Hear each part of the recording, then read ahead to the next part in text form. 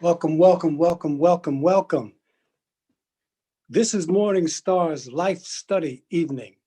Every Thursday evening at 7 p.m., we come to you live and in living color for another life study. The Bible is our foundation, and we use that to guide how we live. We use that to guide how we grow and develop in the human condition such that we maximize our lives. This evening, several things are important. Number one, this is the first life study in the month of February. And so this is known as Black History Month. Though we look at all months of the year as Black History Month, February has been pulled out with a special attention given to it, and when we mark the contributions of people of African descent to the growth and development of this nation. Further, this evening, we have an extremely special program for you.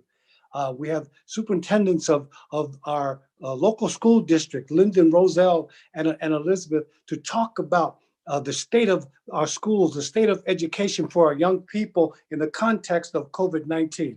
An absolutely fabulous panel, an absolutely stellar panel of experts who are going to give us exactly what is happening and exactly how we can be helpful and exactly what we need to be aware of as we move forward in this pandemic. And you're gonna really benefit from this program. So please take these last few seconds to text a few other people, let them know what we're doing, let them know what is going on, tell them to tune in. They will be glad that they did. And if you have some questions that you want answered from the best experts that are available, you can begin lining up in our chat room, even as we open up the discussion, and we'll get to as many questions as we can. But first up on this evening, we're going to share a moment in Black history, a moment in Black history, a moment in Black history. And to share with us a moment in Black history, to make a selection on my favorite person in history and why, we have young Kimor Barton. Young Barton, please join us and talk to us about and give us your moment in Black history. Good evening, everyone. Welcome to Morning Star's first moment in Black History 2021. My name is Mortrell Barton, and I would like to share who my favorite person in Black history is. This person was our first Black president, Barack Obama. Barack Obama inspires me because he is the culmination of all the hardships the Black community has faced trying to climb the social ladder. He had become what was thought to be impossible only 50 years before then. He stands as a role model that all Black youth should aspire to be in this day and age. I am proud to have lived at a time when America would allow a Black president to be inaugurated. Thank you so much, Brother Barton. Thank you for sharing, and thank you for being the first in our series of moments in Black history. All right, I want you to continue to view the program and learn from it. All right. So virtually, can we all just give young Barton a hand for his participation? Thank you so much. Thank you so much. And now, as I said, we have three superintendents joining us this evening as our expert panel. We have the superintendent of schools from Linden, the superintendent of schools from Roselle, and the assistant superintendent of schools from Elizabeth, our surrounding area. And they're going to talk to us. They're going to give each of them is going to give us an opening statement and talk about the issues, the challenges that they are confronting in this very difficult and challenging time presented to us by COVID-19. And then after each of them has given an initial statement, what we'll do is we will go to our chat room and receive questions from our listening and viewing audience. And as I said, we'll try to take as many questions as we can. If we don't get to yours, please forgive us. We're going to do the best that we can. So we're going to begin with Elizabeth. Miss Judy Johnson is the assistant superintendent of the Elizabeth Public Schools. And so she's one of the giants in education that is joining us on this evening. And I'd like for her to come on screen now and talk to us about the challenges that are being confronted from the perspective of the Elizabeth Public Schools in the context of COVID-19 and what this means from the perspective of virtual learning. What are some of the effects? Maybe talk a little bit about how parents can be of assistance, and whatever else she wishes to present to us as we begin this panel discussion on this evening. Miss Judy Johnson, from Assistant Superintendent of Schools in the City of Elizabeth. Good evening, Pastor and esteemed panel. It's with great honor that I was selected to take part in this panel this evening. As Pastor mentioned, I am representing Elizabeth Public School District, representing my superintendent who had a prior engagement and was unable to sit in on the panel this evening. We were provided with several questions, and I would just like to address those topics as they relate to our district. I know Pastor mentioned challenges, concerns, and issues. The Elizabeth Public School District has been operating in full remote, in a full remote environment this entire year. And although all of our students, pre-K to 12, all have a device of some sort, whether it's an iPad or a laptop, we have been experiencing some problems. One issue was connectivity when we initially began the school year, and we were blessed in that we were able to reach out to our local provider, and they were able to provide internet access for all of our students free of charge. And in instances where we had connectivity issues and kids unable to log in, we were provided with routers and also hotspots. So, we were blessed to have them step forward during this very difficult time. We were faced with the ordering of supplies and materials, and I'm sure the superintendents from the other district will attest to this fact that, being that we were in the COVID environment, a lot of our suppliers weren't shipping items. So we ended up having a delay in what the materials that we should have received at the beginning of the school year. Right now, we're caught up, of course, but that initial, it was tough. It was tough in September, just, kicking off the school year. Some of the other concerns that we are working on addressing is providing some social emotional support for our students and their families, because we have had numerous students lose loved ones. And in this environment, it's very difficult to provide, to give that student a hug, or contact the parent and say, well, let's meet so that we can discuss how we can help you. A lot of this over the, through virtual, there's no contact. So it's been difficult, because just like I said, Elizabeth, as you probably well know, is one of the areas that's a hot spot. We're in the red zone. We do have a large number of, residents. So, of course, the odds of us, being, having large numbers is greater. The other issues that we were addressing is the fact that our kids are on the computer for 4 hours, just sit, the attention span, we have little ones as little as pre-K all the way up to 12th grade. And to have students sitting in front of a device of any type for that long period of time, it is difficult. And I just would like to also mention some ways that parents can provide assistance is, because virtual learning is self-motivating.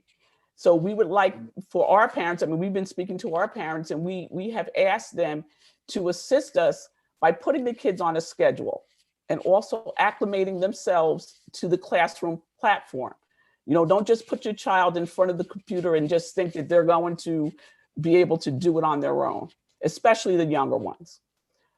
They should also create a safe, quiet workspace for their children. But that should happen whether you're in a virtual setting or if COVID didn't exist. You should have a nice, quiet spot for your child to be able to sit and study and learn.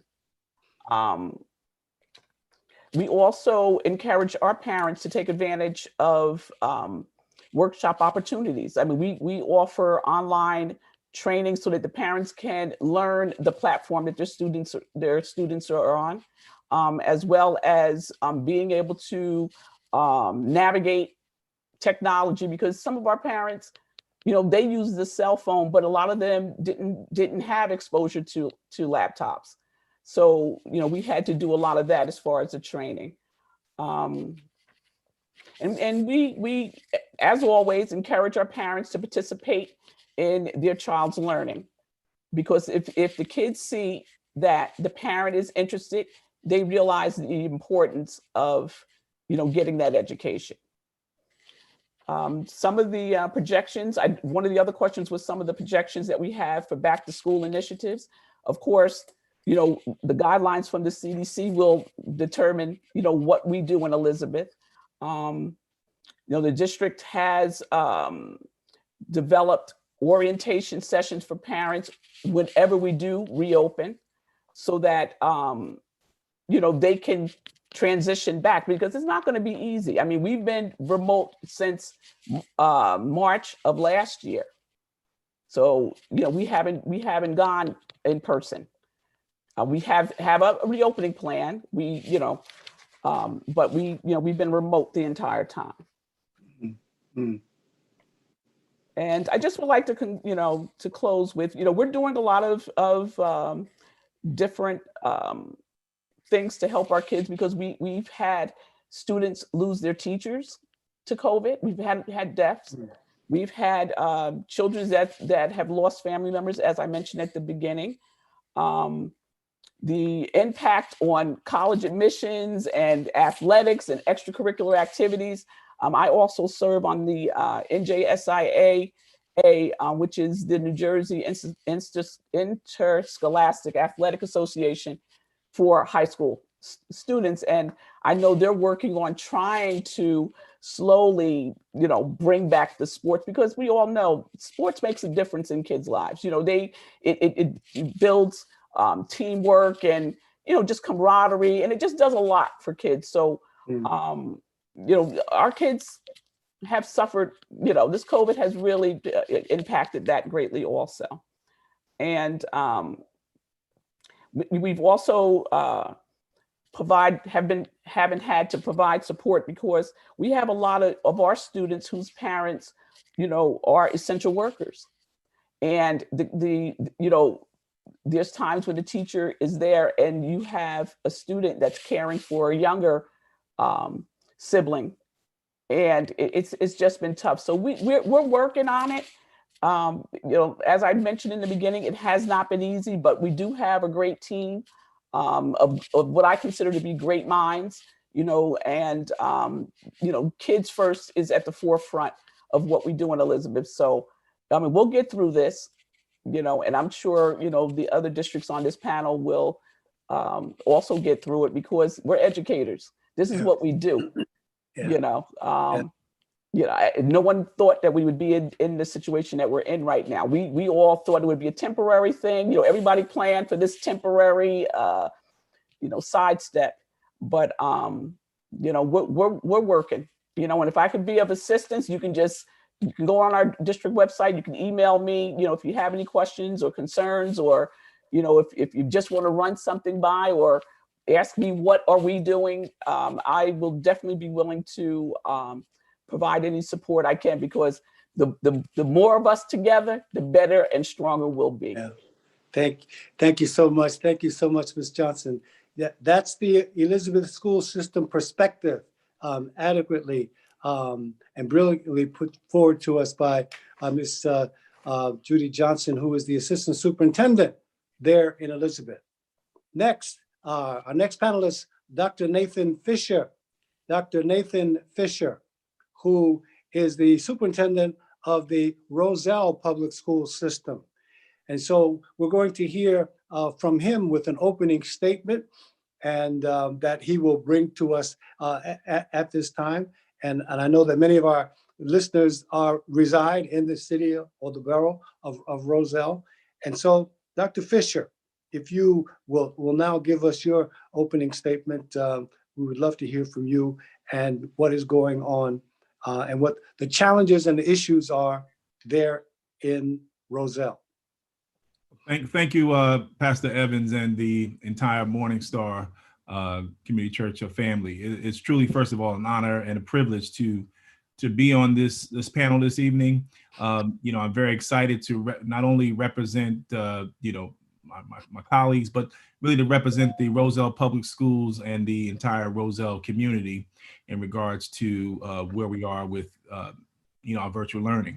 Also, I just want to extend greetings on behalf of my pastor, Brian, out of the Bethlehem Missionary Baptist Church. I'd be remiss in my responsibilities if I didn't let that be known this evening. But I would like to say that, within the Roselle schools, we have 2,900 students that we are charged to serve from pre-K to 12. And pretty much like my colleague, Ms. Johnson indicated, there are numerous challenges that we are experiencing in this virtual space. When we went into virtual learning back in March of 2020, we thought it was a short-term situation. And like many schools, we scrambled, but we was solution driven. So we came up with solutions to solve some of these challenges. Coming into this new academic year, and many may know, may not know, I took on the superintendent position in July 1st of 2020. So of course I was right in the belly of this whole pandemic. With that being said, my leadership team, as well as my wonderful teachers, were able to provide me with opportunities and just a vision as to where we needed to go in order to serve our students. We've been very fortunate to have created a return to learn plan, which really was comprised of ensuring that every student had access to some type of device, whether it was a Chromebook or was a tablet device of some sort. That was our main priority, making sure that we had students having some form of device for virtual learning. The second layer of that challenge became having accessibility. We know the digital divide is real. It is something that impacts our community tremendously.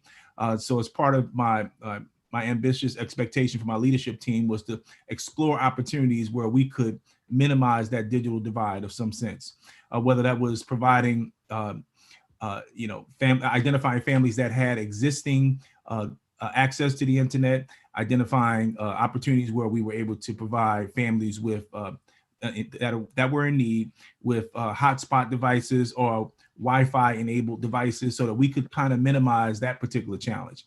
But we also were fortunate to identify locations throughout the borough, the 2.6 square mile borough, to identify if there were places where there were free actually internet accessibility throughout the community. So that was something we identified. And then I took it to another space where we began to what I call hotspot devices, mobile devices. And what we did was we were able to use current district vehicles and equip those vehicles what we call Khajiit devices, and really just kind of deploy them throughout the community so that we had our own mini network of internet accessibility throughout the town. So that was something that allowed us to really expand and make sure we had a net, ensuring that all students had access.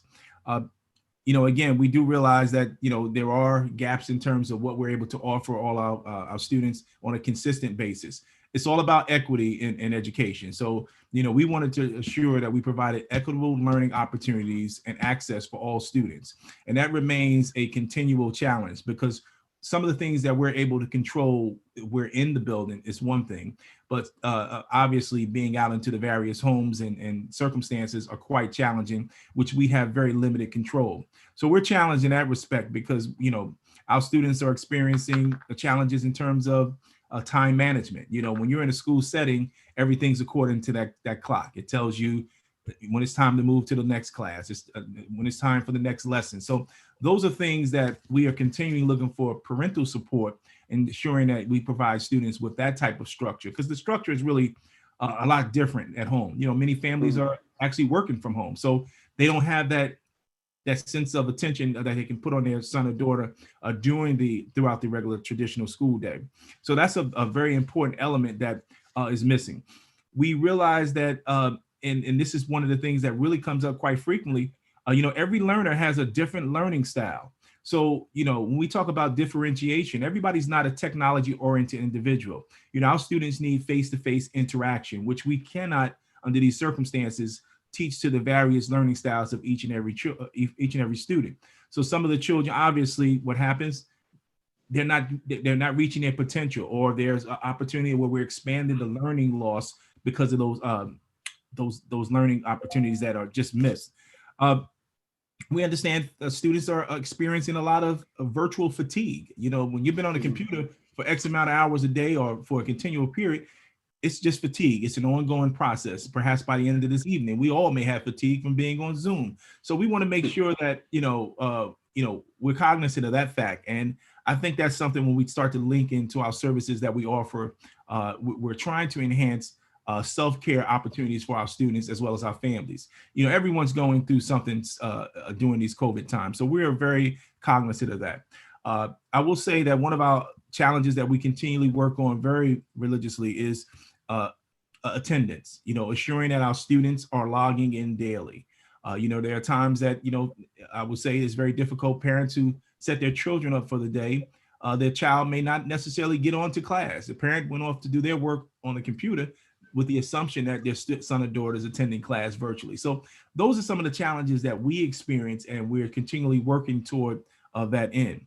I will say that social emotional needs of our students as well as our staff is something that we're because we can't forget about the staff. They are all going through the same challenges of being in this virtual space. It is, these are professionals who are used to hands-on, engaging, and doing in-person instruction. You basically, during this COVID season, have put them into a new environment. And for many of them, it was completely new. It wasn't, if you're not trained to use a virtual learning platform, it just becomes a whole nother bit of challenge in this space. So, overall, I would say that, we are focusing on with an effort to reunite and renew the school district into the future. We do realize that we will come back into a in-person space, but we need to be prepared as we take those big leaps and address some of these needs that we don't even have an idea of the social emotional needs of our children when they return. You just have this is really considered a traumatic learning experience for our learners. So we are well aware of that. We're continuing to strategize. It is an ongoing task. I will tell you, leading from a virtual space, to all the listeners out there, is a total different means of leading, because you don't get that interaction. So we're really working on trying to bring as much normalcy as possible in these virtual times. Again, we retrofitted our programs for all our resources, our programming. We're just trying to find opportunities to stay connected with our students. And I will say it's so important, everything that we do, particularly in this virtual time and when we're in a physical space, because all students matter. We do each and every day attempt to make sure that we reach every student. And that's what it's all about. It's about reaching students, because the children didn't ask to be in this environment. We as the educators have to put our best foot forth and really make this a priority to make sure that we make this the best learning opportunity for them. So I just wanted to give that as a quick, there are a couple of points I'll touch on as we go through the evening, but thank you for that opportunity to be here this evening. Thank you so much, Dr. Fisher. That's Dr. Nathan Fisher of the Roselle Public School System, who again has brilliantly put forward the system and the issues and the challenges there faced in Roselle. Now, before we go to our third and final panelist, let me remind you that if you have a question for one of our superintendents, be that of Elizabeth, Roselle, or Linden, please begin to line up now in the chat room. Begin to line up now in the chat room with your question. Surface with your questions now, so that we can get to as many of them as we can, and we will do again get to as many of them as we can. All right. And so our third expert panelist is, of course, the superintendent of schools in the city of Linden, New Jersey, and that's Dr. Marnie Hazelton. And we were introduced to her, at least from this perspective, at the Martin Luther King Day celebration, and she's now back with us to talk to us about the state of schools here in the city of Linden. So we welcome you, Dr. Hazelton, and please say what you will about the Linden public school system. Good evening, Dr. Evans, and good evening to your church community. Thank you very much for inviting me to join with my colleagues from Elizabeth and Roselle to speak to you tonight regarding the state of our education system in the era of COVID. Like Dr. Fisher, I took over the helm of the superintendency in Linden this past July 1st. So I walked into a very heady situation. However, Linden is in a very unique situation, as we were ahead of the curve. Before COVID, Linden was well on its way in developing its one-to-one initiative, one device for every student. We are an all Apple district. We have over 6,100 students, each student in pre-kindergarten through the 12th grade. They either have an iPad or an MacBook computer, laptop computer. So we were ahead of the game. So when COVID unfortunately hit our city, it was a small pivot as far as technology was concerned. Of course, we are still navigating the social and emotional aftermath and ongoing problematic situation that we find ourselves in dealing with COVID, along with the academic challenges that we are facing. Something else that Linden had the foresight to do back in March when the district initially went into quarantine, our business official working with the director of facilities, they started to order PPE. At that time, we weren't familiar with PPE, but they had enough foresight to start ordering the different materials that we would need, from the wipes to face masks. So we've spent, by the time we started school in September, we had already spent over $700,000 on PPE. And to date, we have spent close to $1.5 million. So our schools are safe. We have dividers, we have all of the signage, we have well over 700,000 face masks.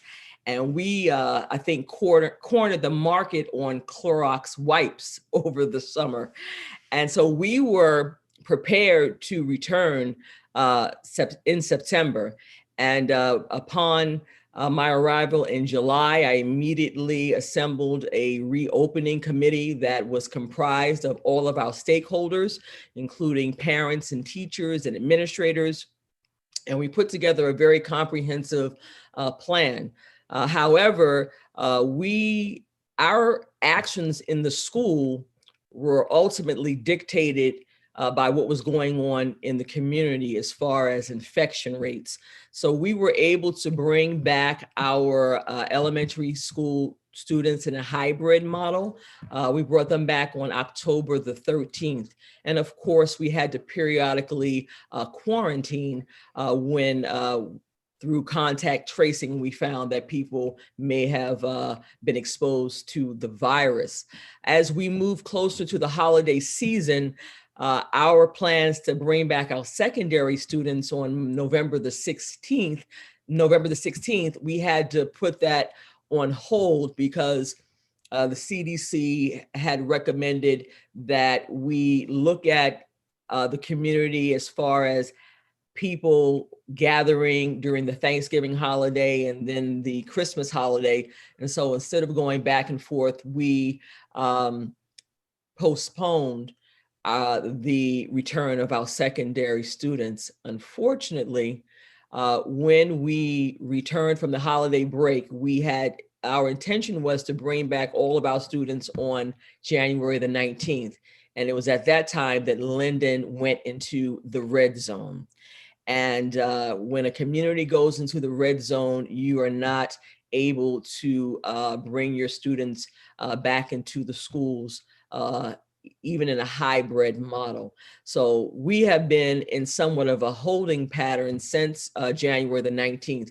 Every Thursday, I have a conversation with the Board of Health in Linden to see whether or not the city of Linden has move back into the orange zone. And unfortunately, my conversation today did not yield any good news. We are still in the red zone.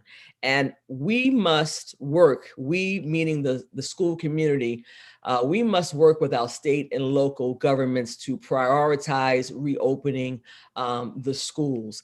Our most fragile students are suffering.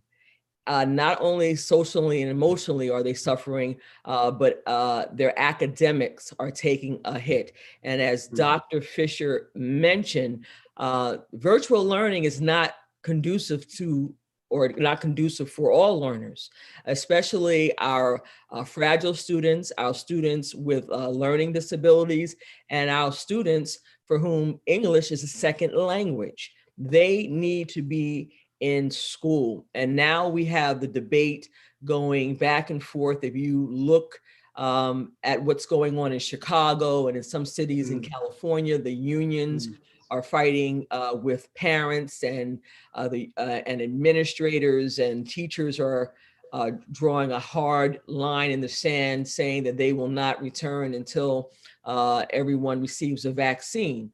Well, we also see some of the chaotic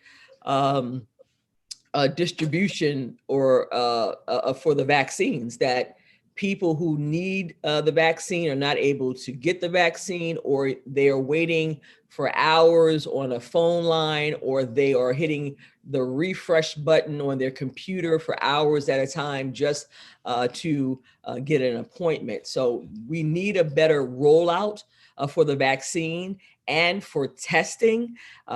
If the United States of America can support millions of dollars going into building an NBA bubble so that we could have an NBA playoff game and we can pack a stadium with 22,000 people on Sunday for Super Bowl. We need to prioritize educating our youth. In spite of all this, there are some wonderful things still going on in Linden. This year, School 5 was recognized as a blue ribbon elementary school. Our graduation rate increased to 92.4%. So we want to keep that momentum going. I always reference the school to prison pipeline, excuse me. And I see myself as a disruptor of the school to prison pipeline. And when we normally talk about that pipeline, we talk about it in terms of discipline and the high suspension rates of our young people. However, I also see a parallel between COVID and quarantine and virtual learning as another pathway from the school to prison pipeline. We're pushing out, or we're potentially going to push out, a whole generation of students who are going to be undereducated and unemployable. And what happens to the uneducated or undereducated and the unemployable? They will do whatever it takes to survive. And unfortunately, we may see an explosion in our prison population. 5-10 years from now, we'll look back at this moment in time, and I think too many people will be standing on the wrong side of history because we are not prioritizing our students and our teachers. And there's a lot of work that has to be done. We're taking in Linden a village approach. We've started a mentoring program after going through our first quarter data, and we looked at the number of our students failing one or more classes. We said we have to reach out to these teachers. So I started a mentoring program for our administrators, and we divvied up over 1,400 students. We started with students who were failing 3 or more classes, and that narrowed it down to about 500 students. And those students were divided up among all of the administrators. And I have a group of students that I am mentoring. And we reach out to them on a weekly basis. We put them in touch with tutors.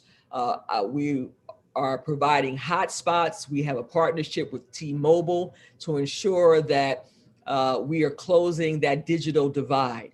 Like we've jumped the first large hurdle with providing every student with a device, an Apple device, top of the line.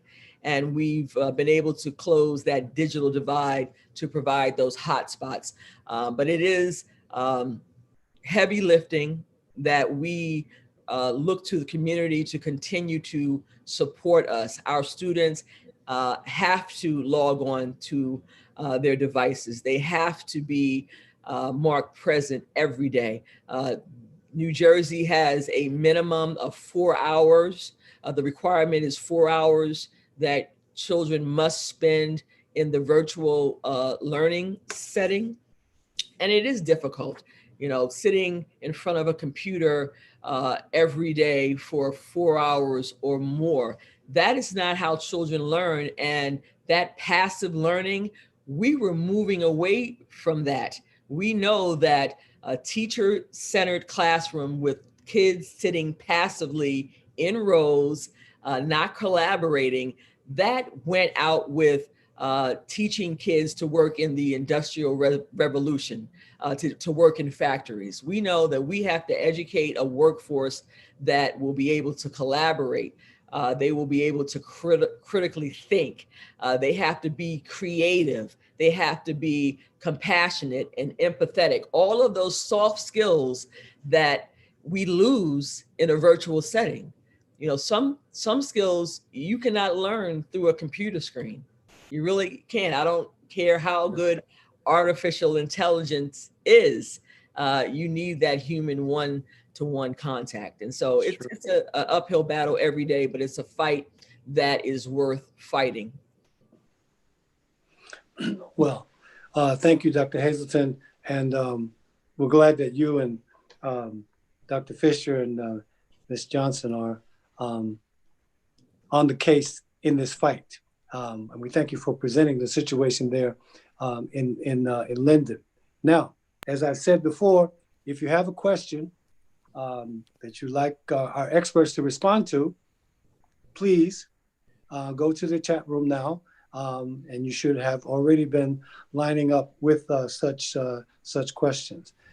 And just before we go to our questions, I want to say thank you to all of the panelists and ask, and maybe it's not an ask, maybe it's just a response to an observation. It seems to me that even without COVID, we've heard over the years and over time of the importance of the role of parents in the education of their children.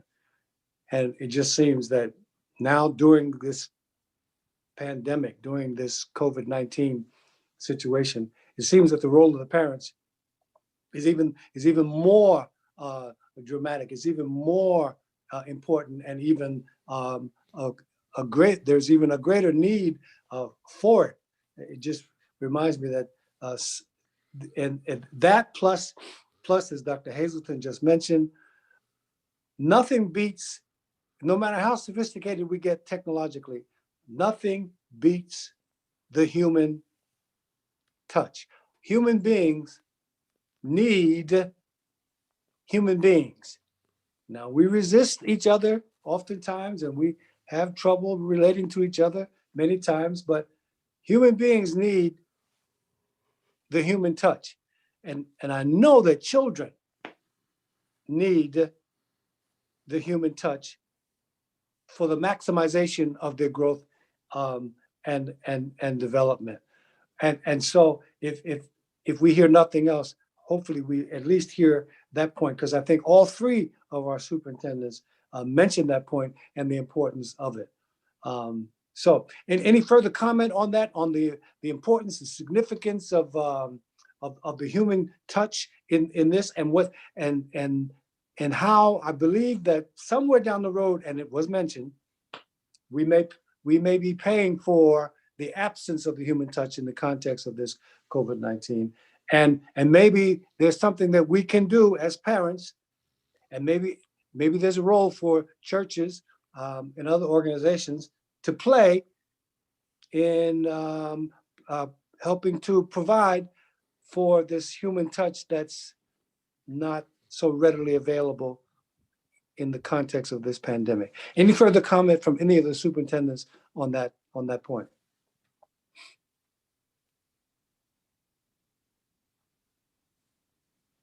Okay. Everybody's cool? So, all right then. Let's see if we have any questions. Let's go to brother Terry. Do we have any questions in the chat room at this time? Yes, we do, Pastor. First question is for Ms. Johnson from Elizabeth. It's how long do you think Elizabeth will be on remote learning? Okay. Ms. Finch Johnson? Yes, that's a very good question. As I mentioned in my initial statement, the CDC guidelines, as well as our city health chief inspector will determine that. I mean, we would love to be in a situation where we could bring all of our students back.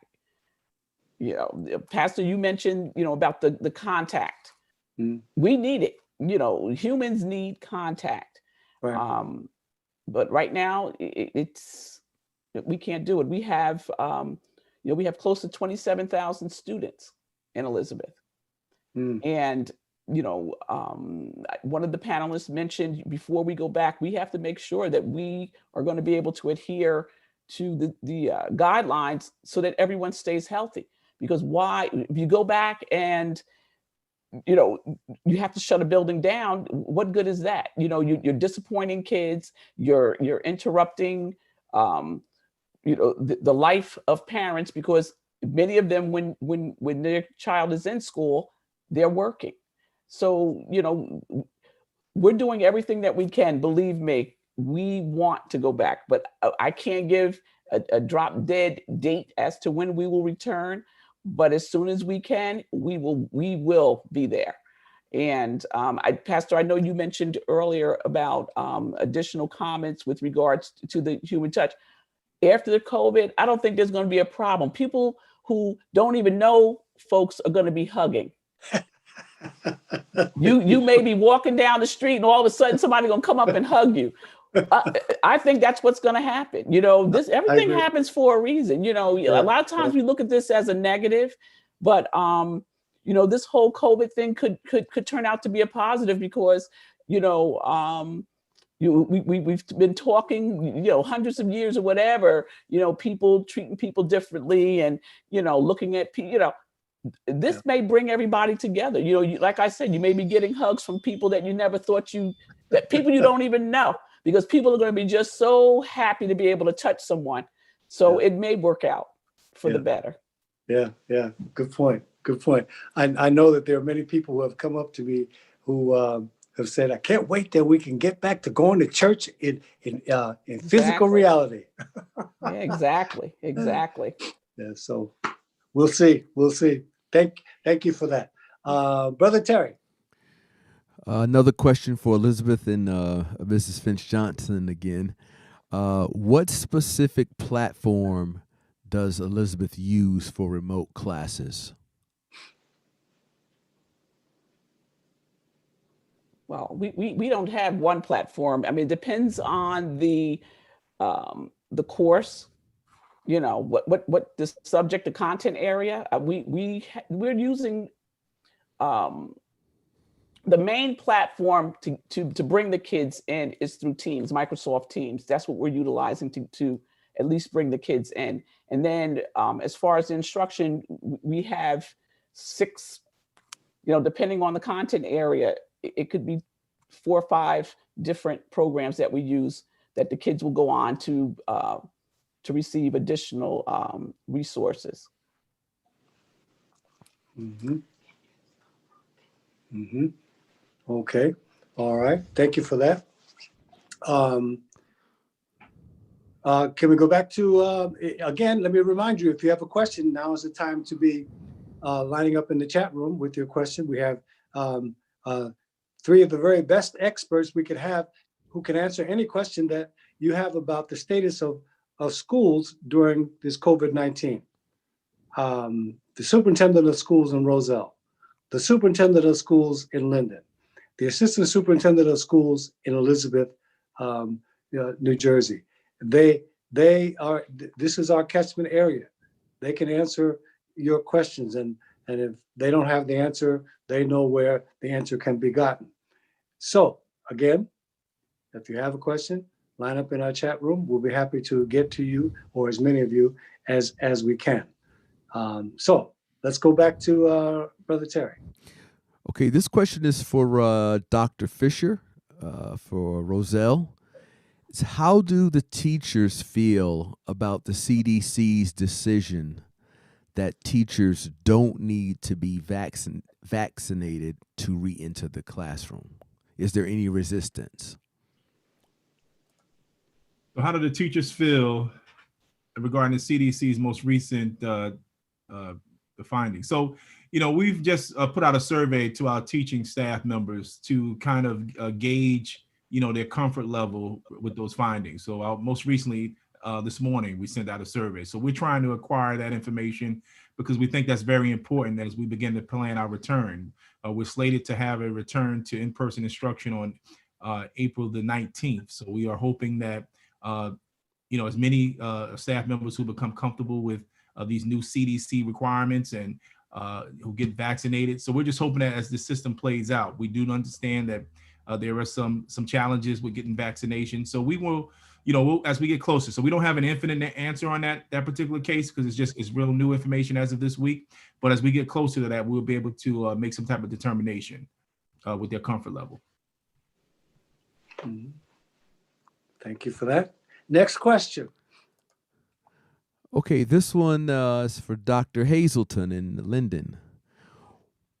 Wondering if any studies or assessments have been done or are planning to be done to determine the negative impact of virtual learning versus classroom teaching. Well, we haven't conducted a scientific study. However, we have gathered enough data from student outcomes as far as first quarter grades, and our elementary schools are on a trimester. So looking at those grades in comparison to grades 1 year ago during the same time, we have noticed that student progress or student academic outcomes, it's been rapidly decreasing. Another thing that we've noticed is chronic absenteeism. Our students are selecting which classes that they want to sign in on in the morning, and then they do not stay, some of our students, or they will leave for the entire day. So we have been faced with a twofold challenge, chronic absenteeism, as well as students just underperforming in the virtual setting. So we have been gathering that data, and on the elementary level, we've been able to disaggregate that data to see that our ESL students, our L students, and our students with disabilities are disproportionately not doing well in the virtual setting. And I think that districts across the United States, they have come to similar conclusions, just comparing data from 1 year to the next. And you have to also remember that the majority of the states across the country, they suspended statewide assessments last year, and more than likely this year, statewide assessments will be suspended. So the information that we are gathering is from our own internal assessments, benchmark assessments, as well as those quarterly and progress reports or report cards. Troubling. Yes, Troubling. it is very disheartening. And as a mother of a high school student, I see firsthand what is going on with my son, and he is just he's frustrated, the lack of focus. And as a superintendent, you would think that I would have all of the answers, and I don't. As a mother, I'm in the same boat as a lot of the parents. I have to work. My son is in a hybrid model. He goes to school part-time during the week, and then he is in the virtual setting. And it's very hard to work and focus on what he's doing. And I think someone mentioned it earlier. Our children sign on, and they have 2 and 3 browsers open. We think they're in their assigned class, but they're on YouTube or they're playing Fortnite. It's just not conducive to all learning styles. Wow. All right. Next question, Brother Terry. Okay, Dr. Hazelton, we can stay with you on this one. I think you might have just answered it, but I'm not sure, so I want to make sure I get it in. What are your thoughts about NJSLA assessments to students this year? Is that what was canceled or? Well, we right now this is sort of like a moratorium on those assessments. I think it would be very difficult to properly assess our students. What we're looking at is looking at the type of skills that we know students in each grade level, what skills they must master before leaving their current grade. For the first time in Linden, we're going to have summer school. We're looking at establishing a bridge program because the debate going on now among the teachers is that children are very apathetic because they feel they will be passed along as they were last year, and so that they do not have to put in the effort because they're going to pass regardless. And I keep driving home the point to students, parents, and teachers that this is not a test. This is not a test run. This is real school, regardless of the format and whether we like it or not. This is an actual school year, and the expectations are still high.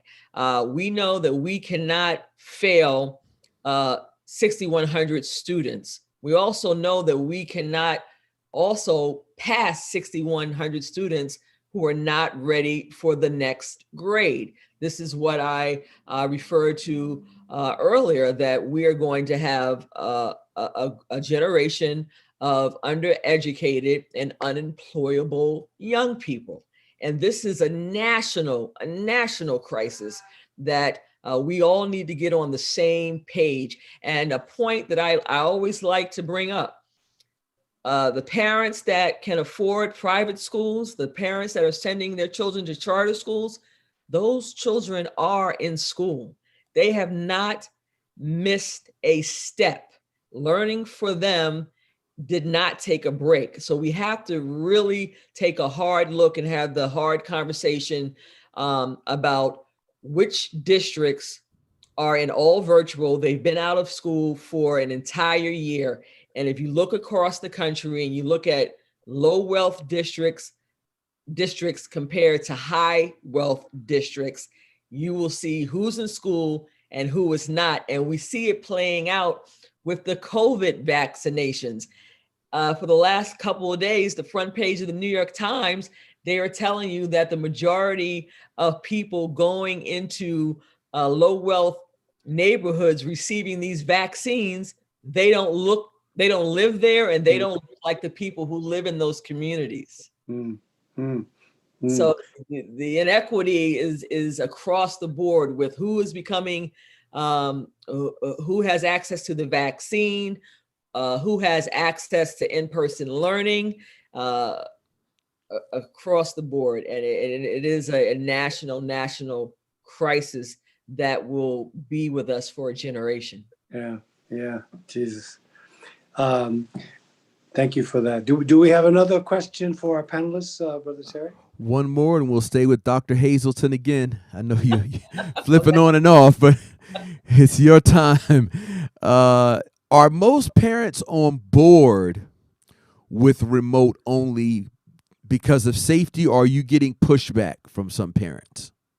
Oh, every Thursday. I make the announcement every Thursday after speaking with the Department of Health, and parents are upset. Even in September, we had parents in tears. I have to work.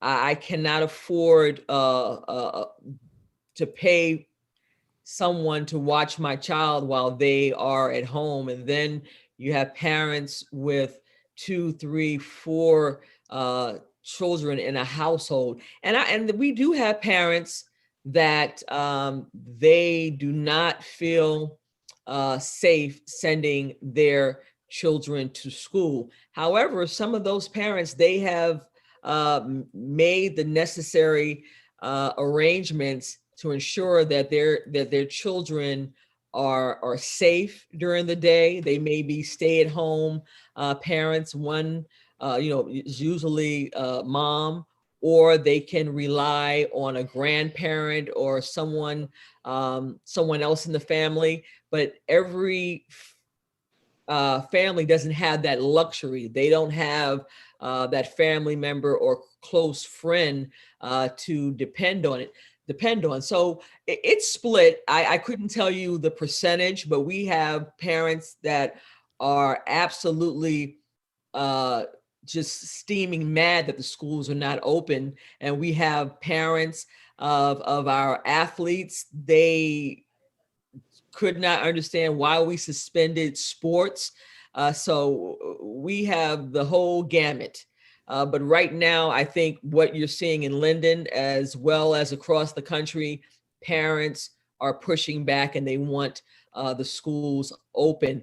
And it has to be done in a safe manner. Like I said, this country, we have to get our priorities straight. We are talking about celebrating athletes on Sunday, and the different commercials, and what are you going to eat while you're watching the Super Bowl. At the same time, we're telling people, oh, but don't gather in Super Bowl parties to watch. However, every other commercial is selling you food and drink to eat while you're watching, multi-millionaires run around the field. So it is disheartening, to say the least. I hope that the new administration in Washington can really focus on our children and put their education first. And I will repeat it again and again and again, that the prison industrial complex, they are waiting. They are waiting. You cannot go a full year of undereducating your population.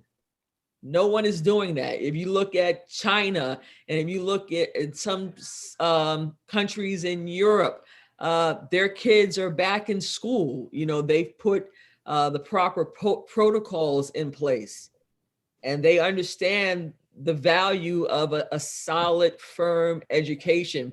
And we were already looking at a group of kids who were fragile to begin with. Prior to COVID, we were, in some districts, we were struggling. So now it's been compounded, and we need to just refocus and put our children first. Thank you so much for that. I want to thank everybody for listening and viewing this evening. We've heard from three wonderful experts, and we're going to give each one of them a minute to give a closing statement. And Dr. Hazelton, we're going to, since you came on last, we're going to let you give the first closing statement. Then we'll go to Dr. Fisher, and then we'll close out the program with Ms. Finch Johnson. So give us, I guess, the most burning piece of information, perspective, advice you'd like to leave with our listening audience as we move on. Once again, thank you for this opportunity to address the community. I would say to parents and guardians, you have to get involved and stay involved, not just with assisting your children in this virtual setting, but you have to advocate to your state and local governments that the schools must be reopened safely. If it's going to take every teacher to receive a vaccine, then we should be right behind those essential workers, those nurses and those doctors, policemen, firemen. Teachers should be right behind those professionals. And I know there's a lot of skepticism about the vaccine and our community's historic the history behind dealing with the medical profession. If you look at the statistics, less than 2%. I think I saw today that less than 2% of Black men in New Jersey or New York, they've received the vaccine. So that is a problem. We have to get the infection rate in Linden down. Linden schools, we have been closed since the week after Thanksgiving.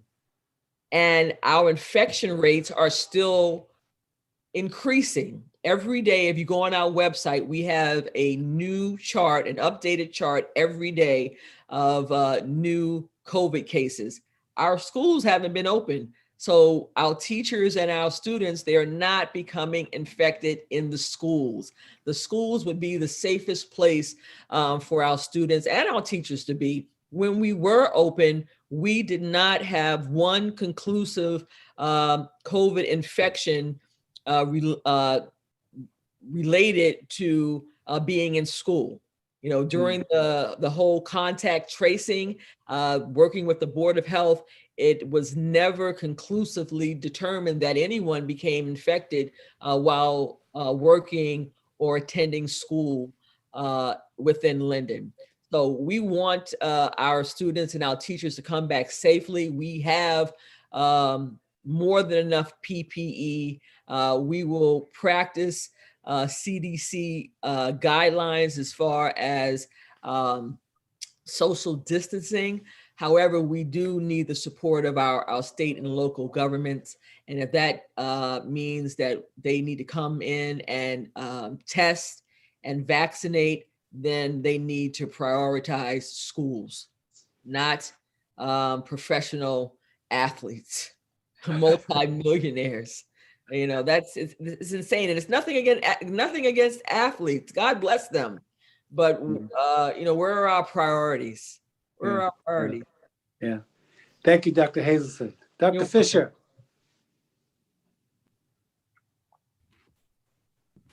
Just in closing, you know, I have to say my colleagues this evening have really touched on a lot of great points. Dr. Hazelton just took it away and shared some of the hard facts, which we just have to face. There's some disparaging information out there that we need to address. It is encouraging that as we move forward, that we continue to have a collaborative effort to get our kids back in school. You know, I do realize, and I will say, you know, our kids are thirsty for in-person learning. They're very thirsty. They're eager. They're excited for the opportunity that we may open. I do want to encourage my community as a whole to continue to allow us to partner in ensuring a safe pathway. You know, again, following the science, but a safe pathway so that we can get these students back into the classroom. I realize, you know, we're going on a whole year of virtual learning, and while it may be the easy out at times, I do think that we can do it safely. You know, often I'm reminded when I go to the store, I'm looking at, you know, safety protocols that may or may not be existent. So I do believe we can do it. We can do it if we do it safely. We have to reduce that anxiety that many people have with this COVID-19. And the way we do that is encouraging people to get the vaccination whenever available. Getting vaccinated. That is the only way we'll be able to bring down the infection rate.